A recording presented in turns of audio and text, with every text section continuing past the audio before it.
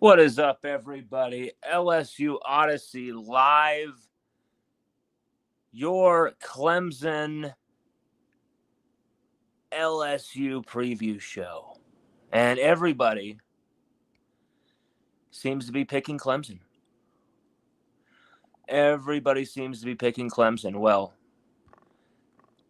it's going to be quite the hell of a game coming up here on August 30th, the night game of what should be an incredible opening kickoff week. We'll let some more people get in here while we prepare for this, but man, cannot wait to break down this game with all of you and to see some of your thoughts of what's going to transpire. Because this game, I mean, of course, it doesn't knock LSU out of the title race, title contention, but let's be real. It's about setting the tone for the season. And LSU, in every season of the Kelly era, has had a really bad start where here we go again, losing another opener. You've got the sky is falling people losing it. You've got everyone going after Brian Kelly, saying he doesn't fit. I mean, the same old stuff. And it has been LSU's mission all offseason. Week one. Every time you would go into the press conference room in the locker room, you would see LSU's entire schedule for the season set up. And when a game would end, they'd go through the game and kind of cover the next one. None of the games are showing in the press conference room, in that locker room where the team meets as well for their meetings. The only game that's showing on the board is week one at Clemson. That really is something that they should have probably done before last year with USC, but who would have foreseen 5 straight opening week defeats? I mean, it's pretty nuts. And so here you have a very focused LSU Tigers team saying, hey, this is the game we have to win. We have to win this game. And I think that is the truth. I think that is the case here. I think this game means more for LSU. Just going to be honest right here and say it right out. I think there's no margin for error, I think, for LSU here. Yes, you can technically lose 2 games and still get in the playoff. Yes, there's some quote-unquote gimme games here and there throughout LSU's schedule that kind of serve to buffer against some of the more intensive games, the SEC schedule. But you cannot start, once again, that gauntlet going back to the same well. I mean, everything feels so much more of an upgrade this year for LSU, right? It feels like this is a new team. This is the best we've felt about a team since 2019. But you will go straight back to the same vibes. You will go straight back to that same poisonous well of, can LSU do this? Are we really going to be able to, can we overcome this? We've already lost 1 game. Go right back to old habits. You have a new roster, a lot of returning players who aren't really a part of the failures, but were on the team for it, but weren't really exactly specifically to blame. You cannot go back to that same feeling, that same vibe of losing openers. You just cannot do it. I mean, what an absolutely brilliant battle royale we have for week 1 here. And LSU can't stop themselves. They have to schedule these games where before we've figured out our offensive line, before we've figured out anything else, we have to go into, to the gates of Mordor. And that's the test. Not a week 0 test for the offensive line, a test against Clemson, who are rated by PFF, Pro Football Focus, as the #1 team in the country as far as player grades. They've been tipped big time to have a great season this year and to go on a big run. A lot of people picking Clemson to go on a big run. And somewhat I understand that, but at the same time, when, Clemson 0-3 against the SEC last year. Clemson has lost their last 2 openers. Clemson barely had to have a comeback against SMU just to win the ACC championship game. And yes, they were a playoff team last year, but barely. They got into that playoff game against Texas and got blown off the field. And so it's very interesting because these are 2 very similar teams, but also there's some stark differences. And LSU traveling to South Carolina to face #4 is what they're ranked, #4 Clemson in this kickoff showdown. This is representing a pair of schools that both of us have stadiums claiming the title of Death Valley. Both of these schools have the tiger mascot, even though one of them, Clemson's, looks like a deranged meth head. We'll just leave that. They claim it's a tiger. I'm not sure if it's a tiger, maybe like a meth tiger, but I guess it's technically still a tiger, but a meth tiger nonetheless. And both of these quarterbacks are, Cade Klubnik for Clemson and of course Garrett Nussmeier for LSU, tipped to be those Heisman finalist quarterbacks, at least some of them.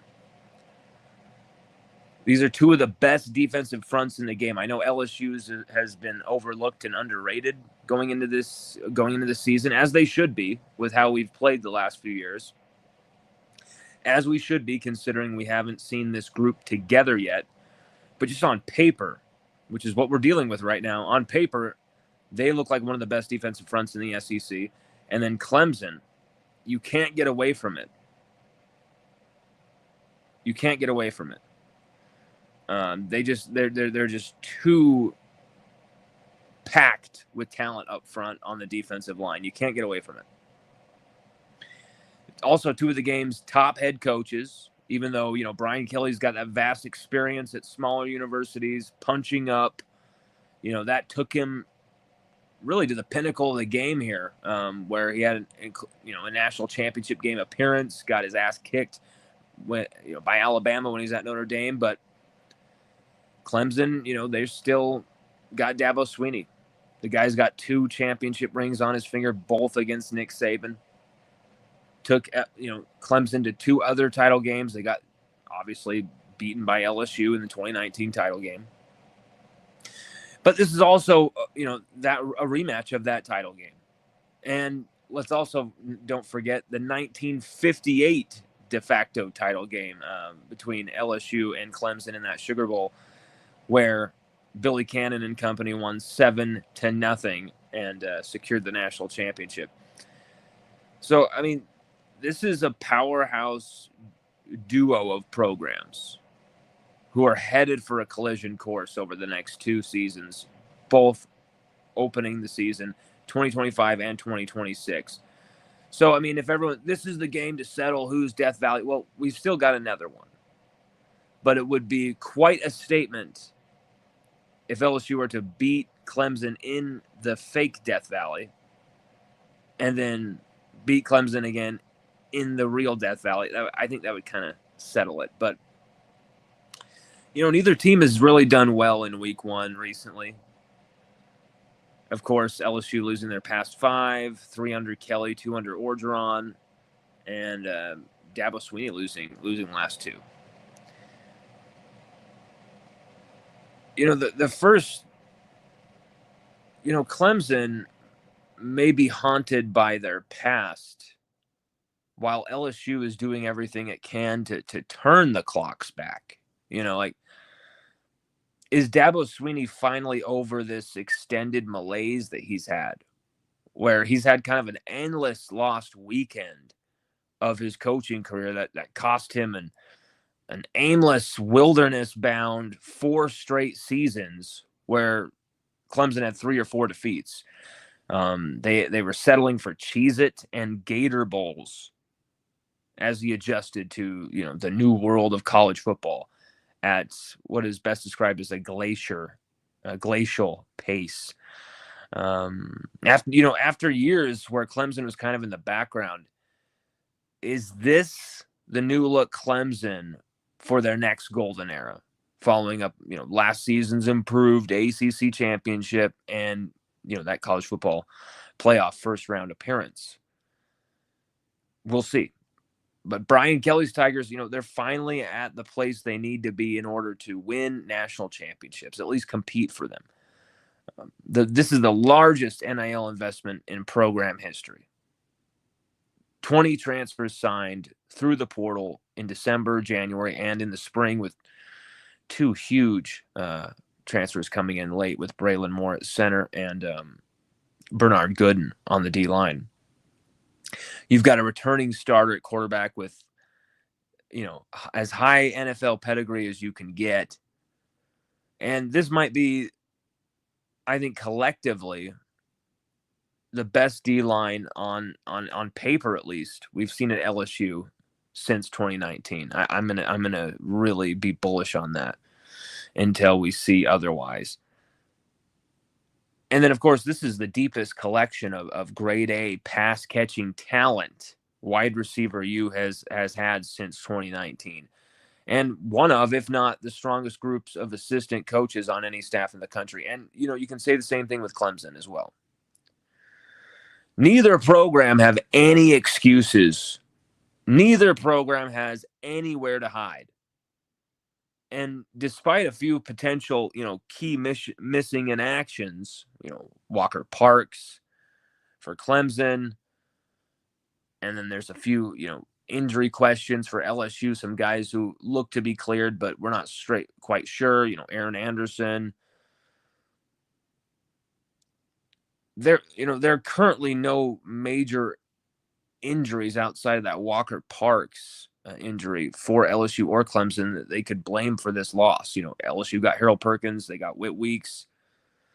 Although, this is going to be an intense game for everyone involved because, there's no tune-up. There's no get-ready game. No week 0 opponent. This is literally right out of the gates competing for a championship.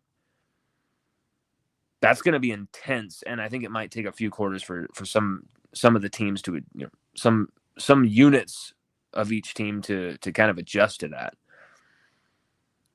The lazy pregame headlines will always center around a quarterback duel between Garrett Nussmeier and Cade Klubnik.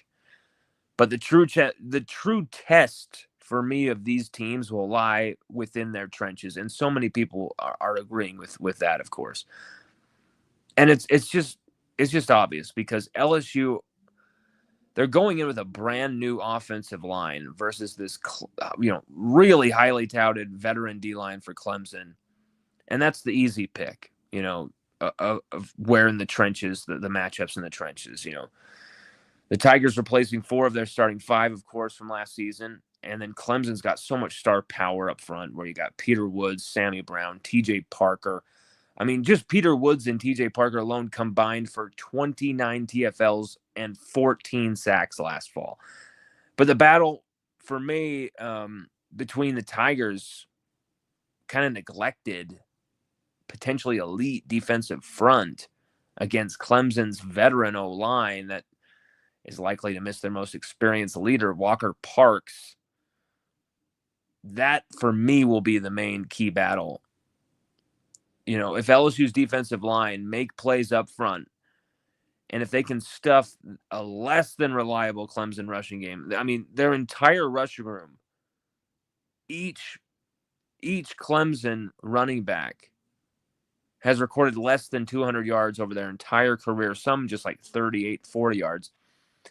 And I know that Gideon Davidson as a freshman could really pop, but once again, in week 1 against LSU's defense, that's asking a lot, but this game's asking a lot of everybody.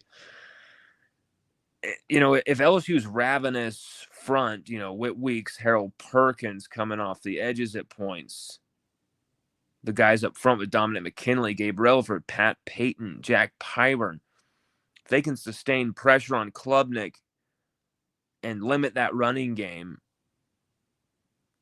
have some strong tackling and run fits from the safeties, we will witness the best of Perkins and Weeks, who for me, they're potentially the 2 most electric defensive playmakers in the SEC.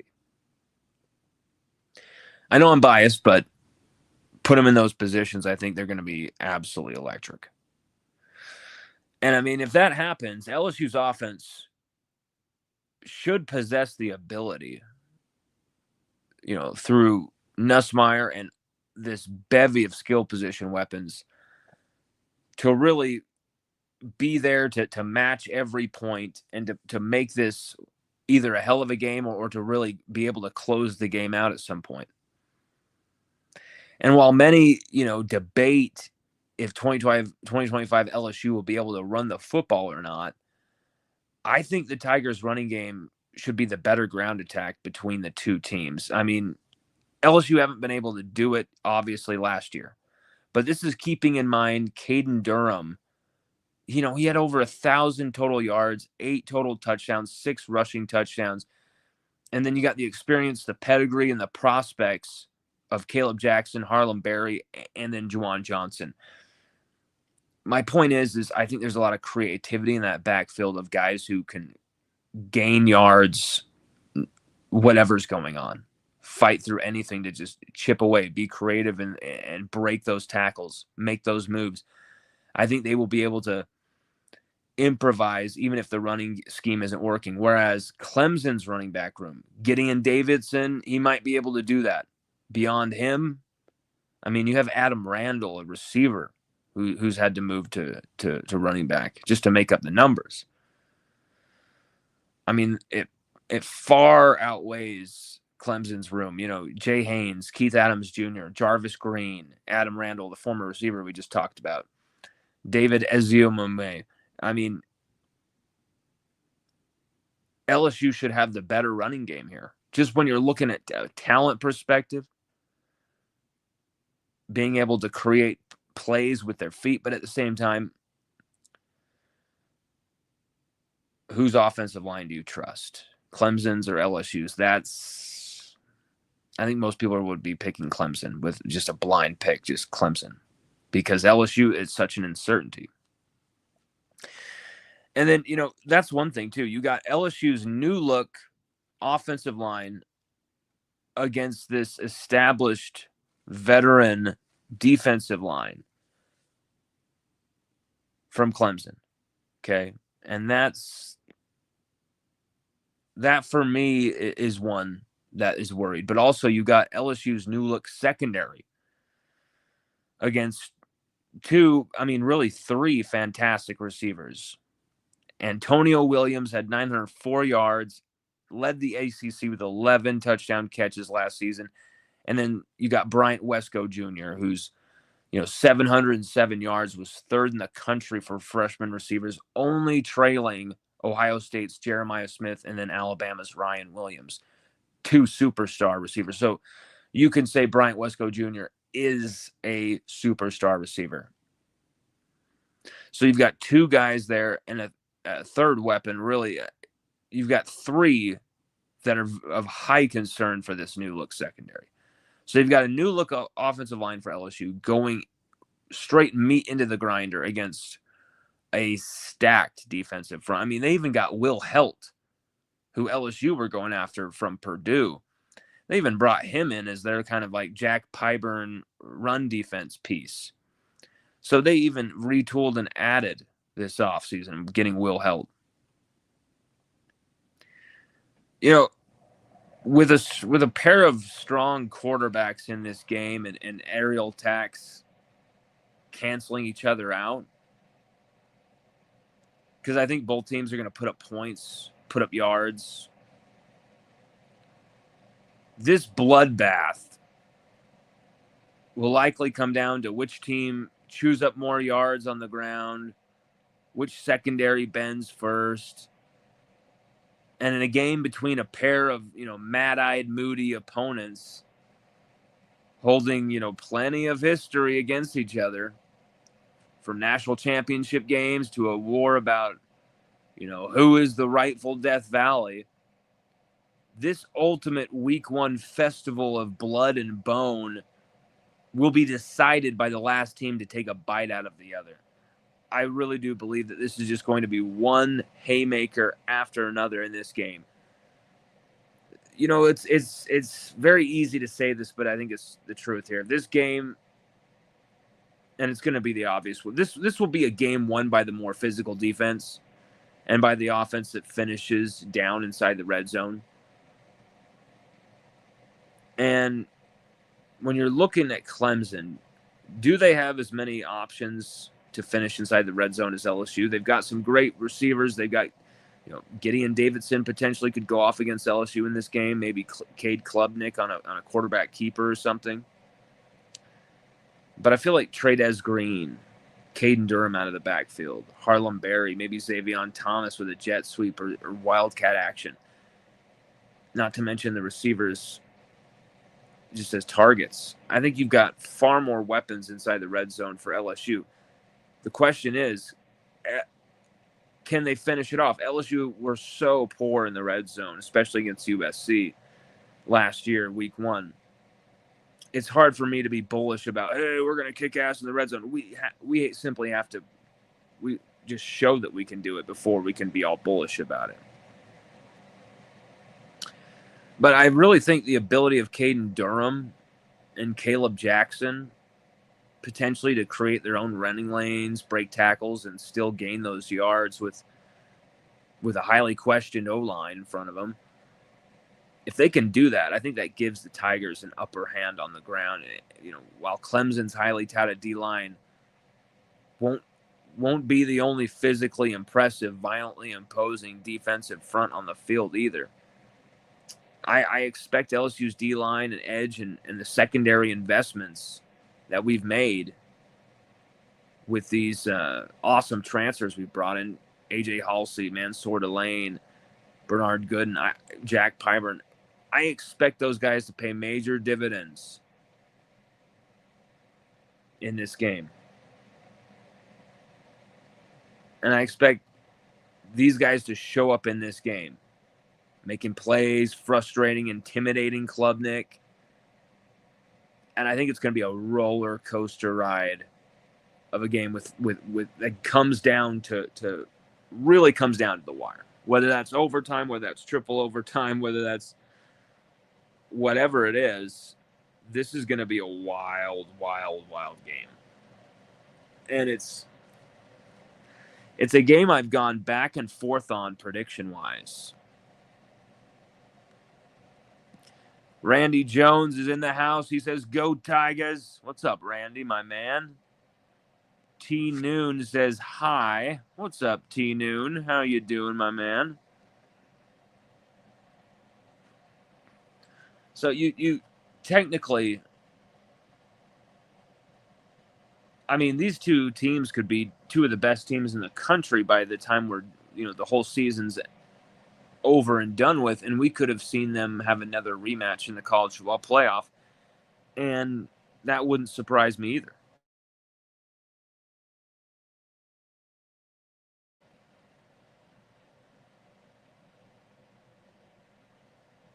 The biggest question has to be, is LSU ready to run the football? Is this offensive line ready to protect Nussmeier for the 3-4 second drops where he's trying to throw downfield to Chris Hilton Jr.? They're moving Carius Kern, freshman O-lineman, who is supposed to be maybe playing guard, but was playing tackle with the second team, would switch in at guard with the first team.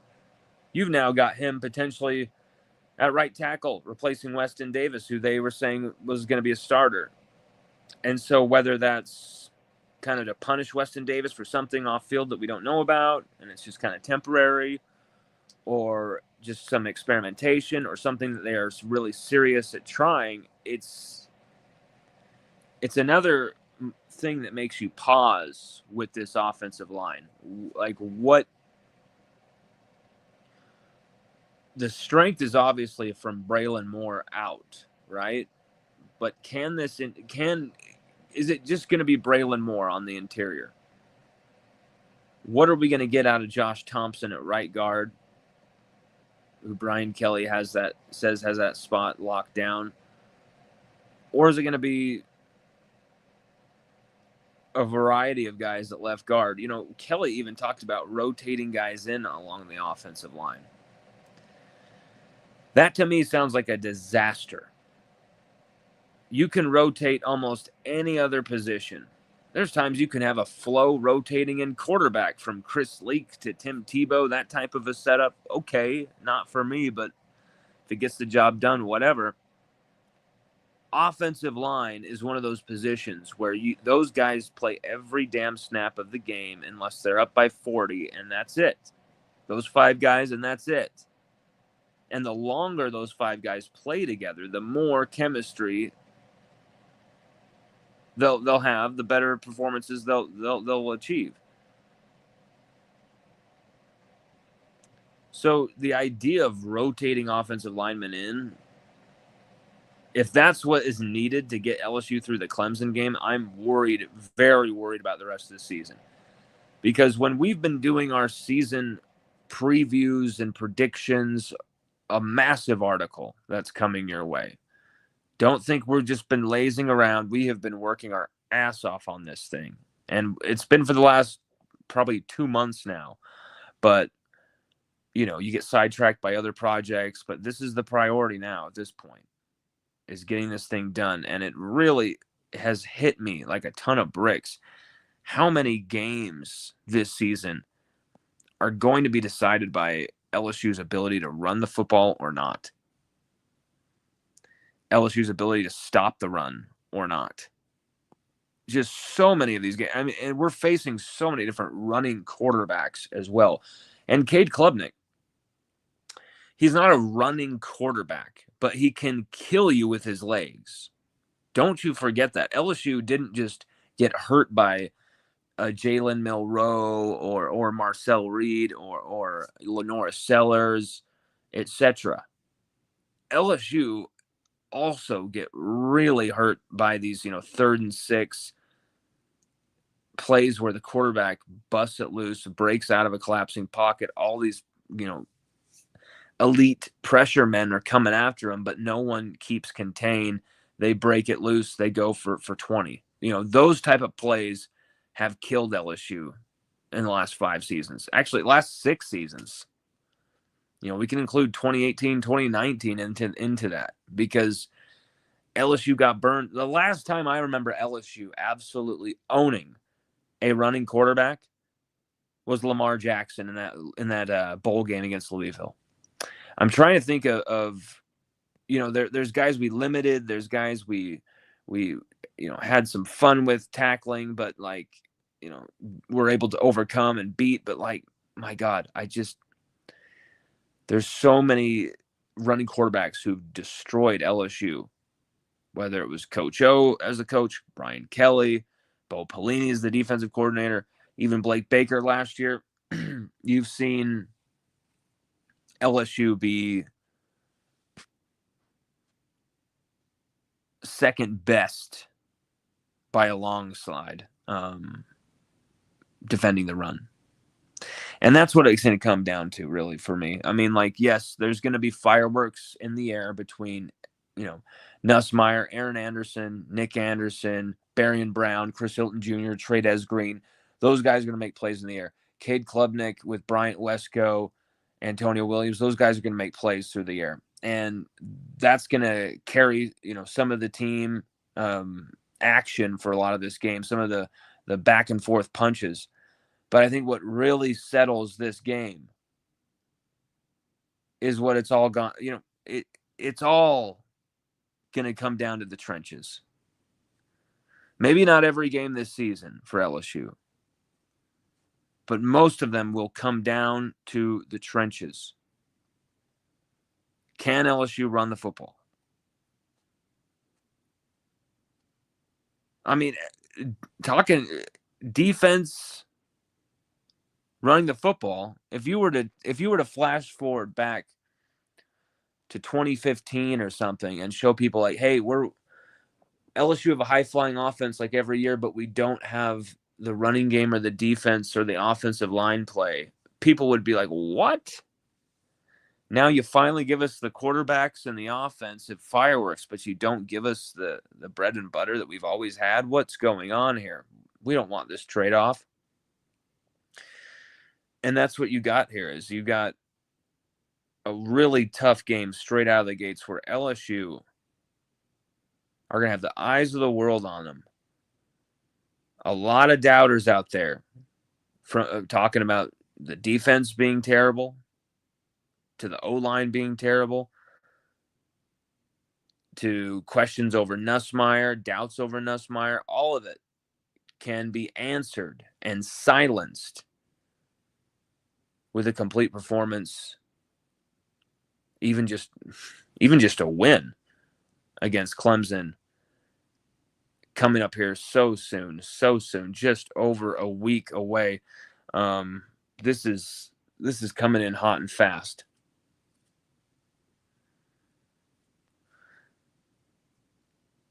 And I'm wondering how much LSU's secondary has an impact on this game. If our secondary is getting beat in this game, downfield, we're getting beat by Cade Klubnik downfield. That's such a worry for me because all it takes is 1-2 big routes downfield early, and it kind of shakes the confidence of that new look secondary. And then you've got safeties doubting where they should be. And then you've got big open space for Cade Klubnik to run into when, hey, I see that little space, I'm going to scramble there, get 6-7 yards maybe, get out of bounds, get a first down. And then they can start running the ball with Gideon Davidson. Maybe they have success there. That's my worry, is that Clemson pass to run. You know, they're successful passing the football, and it kind of bends us out of shape, and then they start running. This is a game where I don't think Clemson can really be in a position, just on paper, to dictate terms to this LSU defense running the football. And if that happens, a true freshman is able to dictate terms like that with their best offensive lineman out for the game, most likely, at least on crutches, and definitely won't be anywhere near 50%, even if he's out there. I'll be a little shocked by that, because this LSU defense has looked so good throughout fall camp, but it doesn't mean a damn thing if you can't show up in these games. And this is a game where we expect to see big plays from Harold Perkins, big plays from West Weeks. This is where we want to see AJ Halsey and Tamarcus Cooley show, hey, we belong in the SEC. And these guys have played against Clemson before, Mansour Delane at Virginia Tech and Tamarcus Cooley at NC State. They've played against Clemson, against this team. They know what's coming at them. There's a lot of interesting ways to look at this game, a lot of different perspectives on this game. And I see a lot of just unconscious, I got to pick Clemson. There's a lot of Clemson fever going into this season. And while they're talented, they're set up with talent. And they've got, kind of a situation that LSU are feeling a lot of excitement about. A lot of things are starting to align. This narrative of Dabo Swinney is finally over the hump with the new world of college football, all this stuff. I think a lot of people are sleeping on LSU going in this game. And that if you're an LSU fan, if you're an LSU player, is exactly what you want. You don't want to be going into this game so much pressure on LSU, and there already is. But now it almost feels like there's such a release because so many people are expecting Clemson to win this game. And here's the thing. Clemson don't absolutely have to have this game. It's not like they're going to go play Alabama next week and Georgia the week after that and Ole Miss and then travel to Mississippi State and, these typical SEC journeys. These guys are going to face an ACC schedule the rest of the year after this game. So they lose this game, they drop this game. It's far from the end of their season. LSU dropped this game. You're tippy-toeing up to the precipice.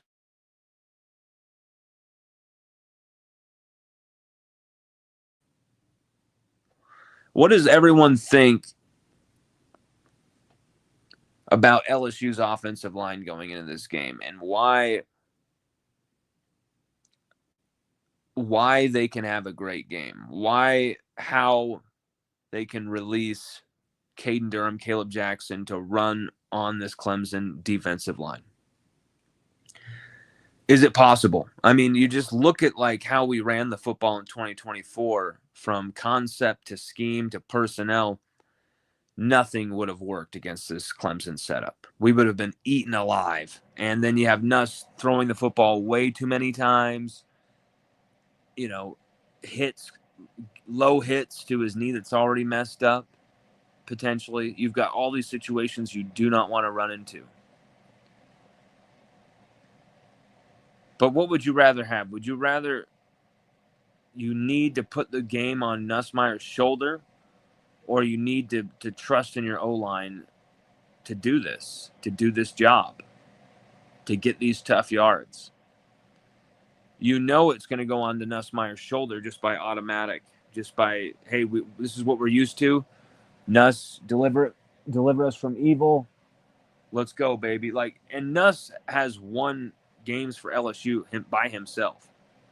Don't be mistaken. I know Nussmeier has made mistakes and errors, and you're going to do that when you have zero running game and when you have an injured O-line that is literally collapsing around you on almost every play.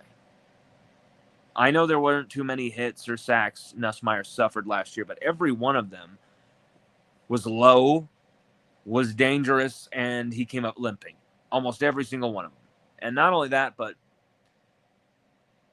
you just couldn't trust the offensive line, and you felt like he couldn't trust the offensive line because once Garrett Dellinger went down through that interior, I mean, that really played a big part in the rest of the season. From A&M on, that 3-game losing streak, bam. Injuries are key in this game as well. And that's why, the Walker Parks injury may be big for LSU in this defensive front to take advantage of. Do not sleep on Kevin Peoples.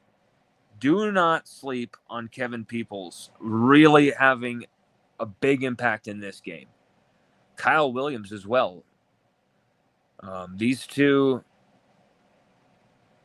they've done it on the recruiting trail. We've seen Kevin Peoples and what he's done to maximize an NFL specimen like Braden Swinson and get him to the point where he had the most sacks for an LSU Tiger since Arden Key broke the all-time sacks record in 2017. No one had as many sacks as Braden Swinson did, until it had been 7 years, and Kevin Peoples delivered that. And so if LSU can get 3 to 4 sacks on Cade Klubnik in this game, 5 or 6 TFLs, and Cade Klubnik is going to throw an interception in this game. He just will. People want to talk about Garrett Nussmeier. He's cavalier. He's a gunslinger. How about you turn on some Cade Klubnik? Because Nussmeier had everything on his shoulders. He had all the pressure, and he still, delivered LSU. I mean, look at the Ole Miss game. The Ole Miss game was probably Nussmeier's worst game of the season last year. Actually, I take that back. Maybe the Alabama game, maybe the second half of A&M. But really, that Ole Miss game was so bad from Nussmeier for 3.5 quarters. And then what does he do? He turns it on, and he makes one clutch throw after another. 4th down to tie it, win, or on the 100th anniversary of Death Valley, you leave everybody really devastated and disappointed in the stadium. Instead, he connects on 4th down with Aaron Anderson, and then, of course, throws that emotional walk-off touchdown to, rest in peace, Kyron Lacey. That's the type of performance you need from Garrett Nussmeier. He's not going to get everything his way against Clemson. In fact, he might go through stretches where he's getting his ass kicked. He's getting confused by things. He's getting drawn into hits. There might be some serious attrition in this game that he's going to have to work through. And Nussmeier is ready for that challenge. He's already dealt with that challenge. And he's dealt with that challenge in very high-profile moments, too. I cannot say the same thing for Cade Klubnik. He's had some moments. Yes, he's had some high-profile games that he's played in. But when you look at some of those high-profile games that he's played in, yes, there are a lot of brilliant performances from Cade Klubnik, but there are also some disastrous moments from Cade Klubnik that either cost Clemson games, or if it weren't for some other players on that team, it would have. And so, Gideon Davidson, factor for Clemson. If they can get him running, around 80-plus yards against LSU in this game, they're in a good position. If LSU can minimize that rushing attack, keep them rotating, never being able to find a hot hand, none of those running backs able to get into any rhythm whatsoever, we'll take Cade Klubnik scrambling for 5 or 6 yards here, because he's going to get hit at some point. If that's your only running game, fine by me. But you really need your secondary to buckle down in this game, because there is every chance with the receiving core Clemson has and the quarterback they have, if we do not have the secondary figured out. And I mean, I believe in Cooley, I believe in Halsey, I believe in Mansour Lane like crazy. But if you cannot figure out whether it's Pickett or it's Stamps, that's a big deal right there, because that's going to be the weak link that they're going to target. You've got to have him. You've got to have Ashton Stamps ready, or if it's DJ Pickett, ride with the freshman. I think you ride with. I know you want to go with experience usually, but I think you ride with a freshman in here, because 6'5" as a corner, it's just going to make Cade Klubnik hesitate for just a split second more, and that might be all someone needs to finish him off in the backfield.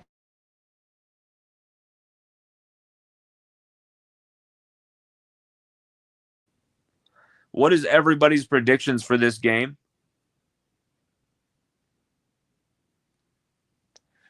We need your predictions. We need your predictions.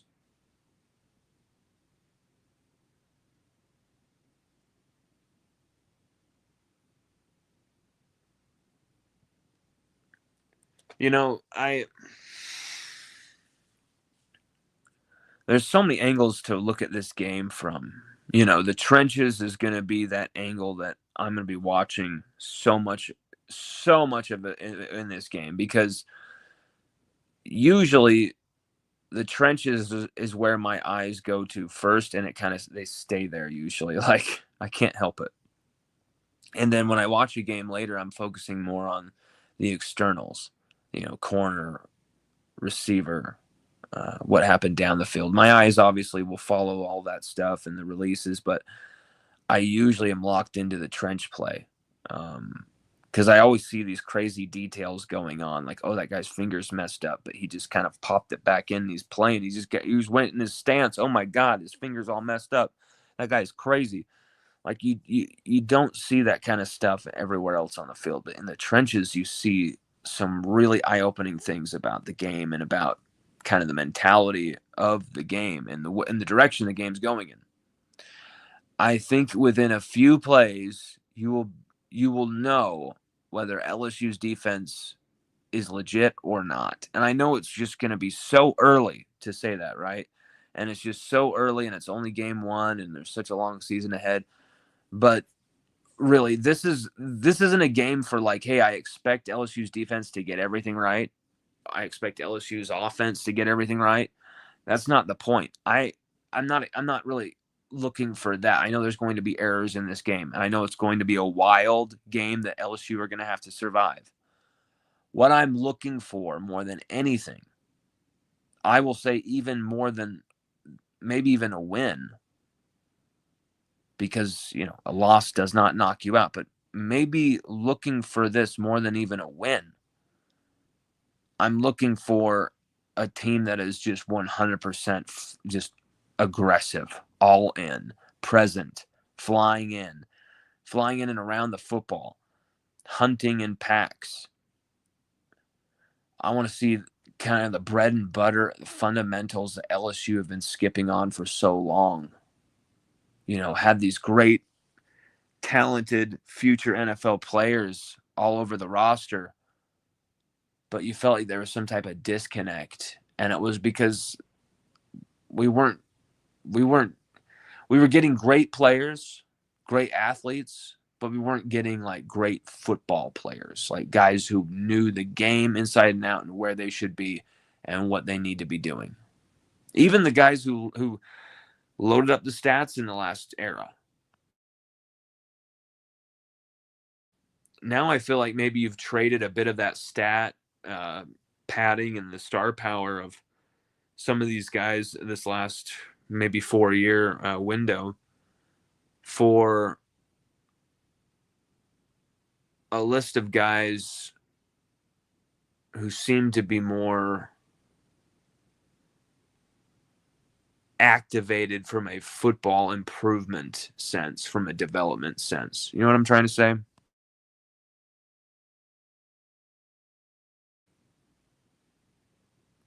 Like, while some of the other guys, a BJ Ojolari, a Mason Smith, a Jaquelin Roy, they put up very impressive statistics and had very impressive CVs and looked more than the part and would end up, getting fairly high draft selections. The issue was collectively, I'm not blaming those guys for those players I just spoke of. I'm not blaming them specifically. I'm just saying we have traded that, preeminent nonstop star power for guys who have bought in, for guys who can really maybe not rise to being athletic freak type of levels, but are guys who are going to be in the right spot, who are going to get the guy to the ground, and are going to have a hell of a time doing it. Like that's the thing that has been exciting about this LSU team, and I really do not want to see them lose week one and have this damper their energy. Their energy, their intensity, their positivity has been infectious. It's been thrilling to watch this team bond, and not only this team bond, but also like they're in a foxhole. Like they are in a make or break season.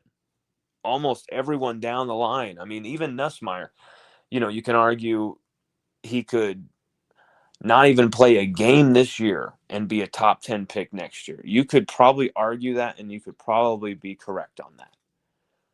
But even Nussmeier has detractors he has to prove wrong. Even Nussmeier has his goals that he wants to achieve that he hasn't hit yet.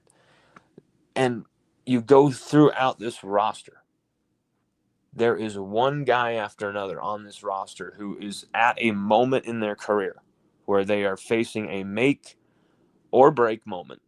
And it's not just the players, it's also the coaches.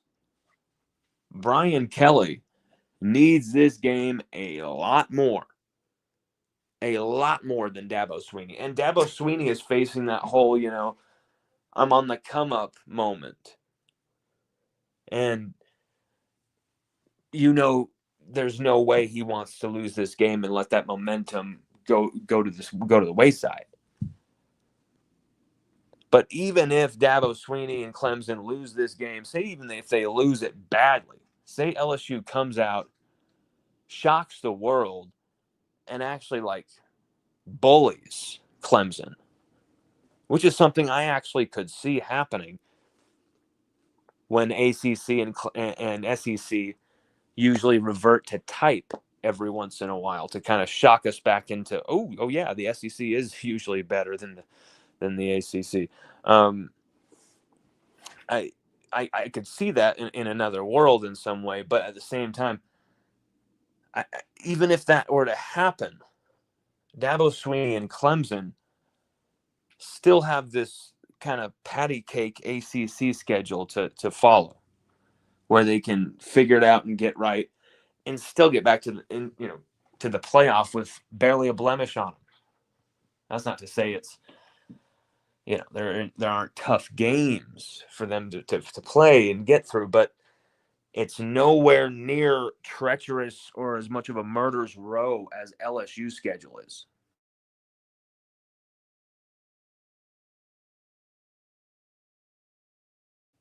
I mean, that's not even close.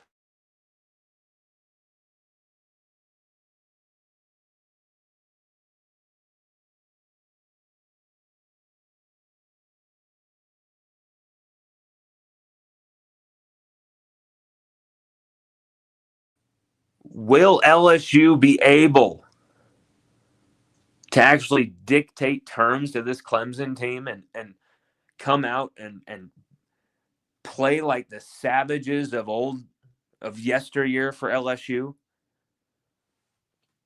and set up Garrett Nussmeier and this potential juggernaut offense with a hell of a lot of confidence? Like, hey, we got a defense that is going out there and balling. We now know what our job is. Let's go score some points. And whether that's, pounding the rock in from a yard out with Caleb Jackson, whether that's throwing a bomb down the field to Chris Hilton Jr. or Barry Brown, whether that's, Xavier Thomas coming into the Wildcat and running it in, whether that's Trey'Dez Green in the red zone, I don't care. Just finish the playoff with 7 points. That's the thing that has killed LSU in these games.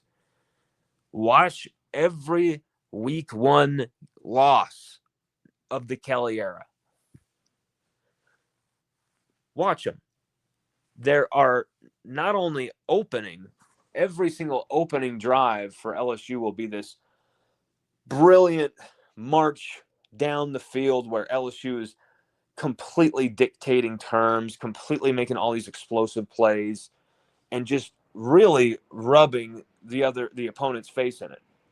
And then we get inside 20 yards. And then we have a very, very, very disappointing, very agonizing, almost like just you could feel game turning, terrible, wasteful drive, horrible, inside the red zone, waste it inside the red zone, settle for a field goal, miss the field goal, these type of shenanigans. That has been a constant of these week one defeats. A constant. And if LSU can rid themselves of their red zone issues early in this game, whether they run it in or not, whatever, it will give that offensive line a ton of confidence.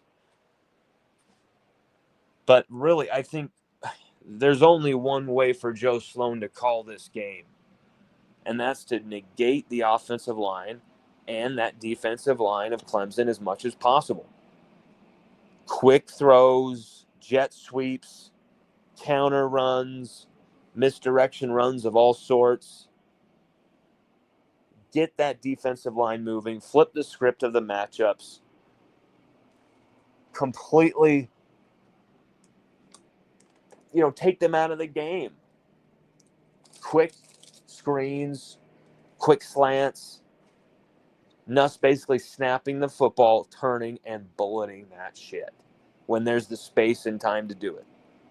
I'm not talking like the guy's in press man right in his face and you throw it. I'm talking about they're giving him that cushion, 5 yards, 6 yards, boom, hit him.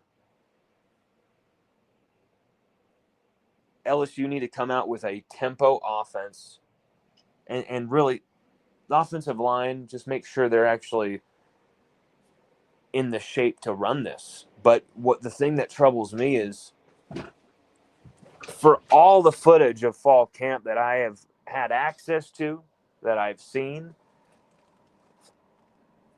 I have not seen too much tempo from this offense. I've seen it here and there, typical amounts that you would practice. But I don't see it being like the character of this offense. That worries me. Maybe that's Joe Sloan, faking us all out. But the offense last year was slow and plodding. The word methodical would come to mind if it actually was doing something progressive, but usually they were just wasteful drives to nowhere, so it was just a bunch of slop. And so this year, you have to see an offense that is energetic, aggressive, attacks, and forces the defense to actually cover every damn blade of grass. You have the weapons to do that. And if you cannot maximize that room of weapons, I don't think you can maximize any room of weapons. Because I tell you what, this is my job. I mean, it's not even my job, and I still am thinking of how you could scheme this up. But really, it'd be thinking of all the combinations, all the different matchups, all the different ways you could scheme these guys into Trey Green. You could literally just have Trey Green, Berrien Brown, Aaron Anderson, and then even Bauer Sharp in the same lineup. And you think, oh, well, they're in 12 personnel. And then you motion Trey Green to the outside, and oh my God, now they're not. Shit. You really can have a defense completely cooked with so many different wrinkles if you get creative enough with this offense, with this bevy of skill position weapons all over the place. You've got a guy like Harlan Barley just waiting on the sideline to be used for that key third down. There's so much potential in this offense, but really, for me, I'm gonna bring up one guy too. Caleb Jackson has to have a big season. Has to have a big game against Clemson. I mean, I'm not expecting him to go out there and have 100 yards. I'm saying that be impactful every time you touch the rock. You're creating positive yards. You're punishing that defensive front physically with your power. You're wearing them down, and then Caden Durham gets the football and really burns them for these big gainers. And then Caleb gets it back and he burns them too, because he's got that same type of, burst that, he's not as much of course, he's not as fast as Caden Durham, but he's got that same high quality next level burst. A pure running back. And if we can get that type of tandem working off each other against Clemson, the possibilities are endless here. And I really think you feed Trey Green a healthy dose in this game as well, because can you really see anybody stopping him? DJ Pickett has been able to. He's 6'5". That's kind of really the only way he's been able to do it. Um, I think LSU has more advantages in this game than people are admitting, because there's a lot of national guys who just simply don't know the roster that LSU has. They don't understand just how deep this team actually is, and how a lot of the returning guys that people aren't talking about actually have a major role to play. And the influx of transfers doesn't just like give more production and an upgrade in personnel. It also gives a kick in the ass to some guys like a Caleb Jackson or a Chris Hilton Jr. of like, this is a season where I've got to deliver. There's so many make or break guys on this team, on this coaching staff with Brian Kelly. This is a very close group. And the reason is their fortunes are tied together. They're in the foxhole together. And this is going to be a fight from week 1 on. And luckily, if you analyze the schedule, there is usually a kind of, Louisiana Tech and then Southeastern and, some Western Kentucky or something.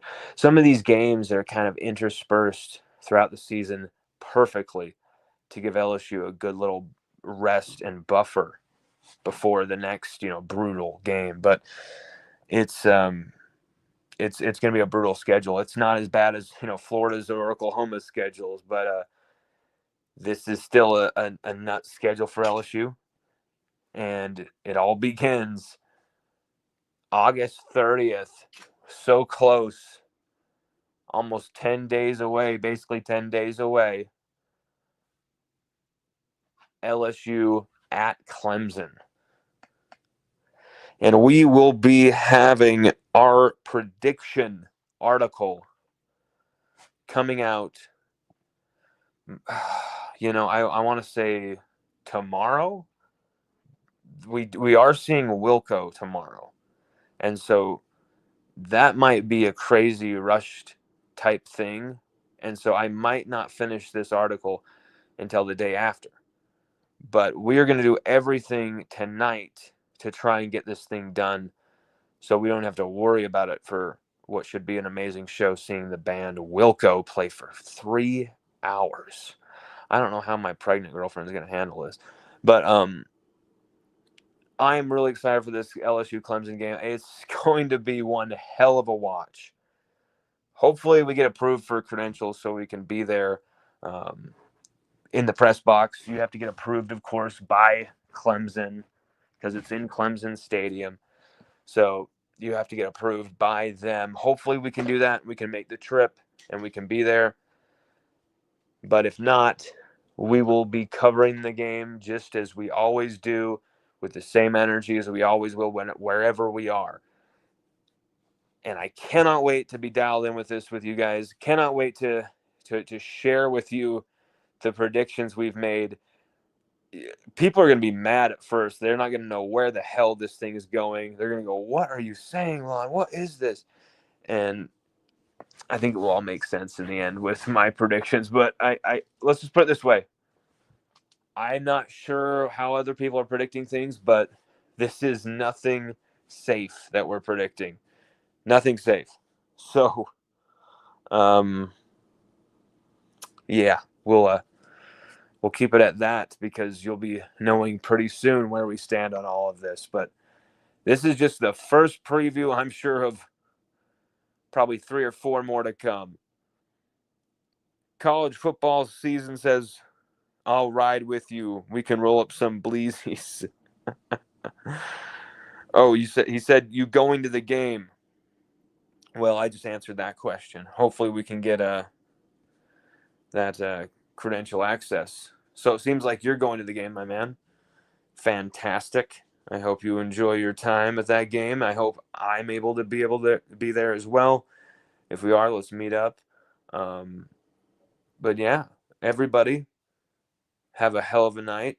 And I cannot wait to share this prediction articles with you over the next day or so.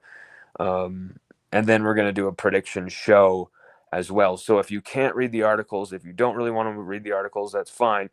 We will be doing a video version of those where we basically go through each game and give you our predictions just as we do with the articles. So for both sides of the coin, if you like the writing stuff that we do, you're going to get a whole lot of that.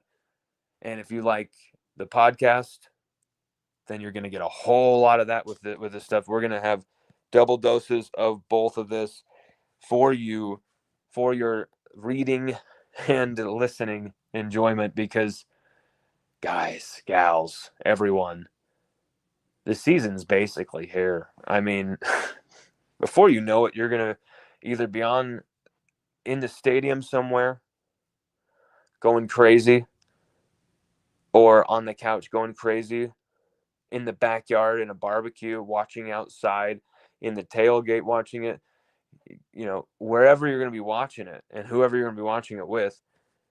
This is going to be a game that I think everyone remembers, because I think it's going to be a defining game for the Brian Kelly era.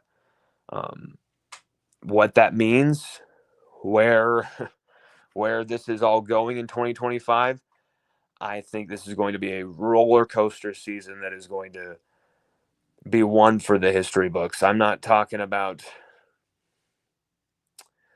We'll just leave that a mystery what we're talking about, because we will completely explain that in our predictions article, which we're pretty close to done writing it all. We just got to edit and put some photos in and make it look all nice and spruce it up for you all. But that'll be coming to you on LSUODYSSEY.com. Everybody, thank you so much for watching. Thank you so much for hanging out with us. You have an amazing rest of your night. And go Tigers, baby.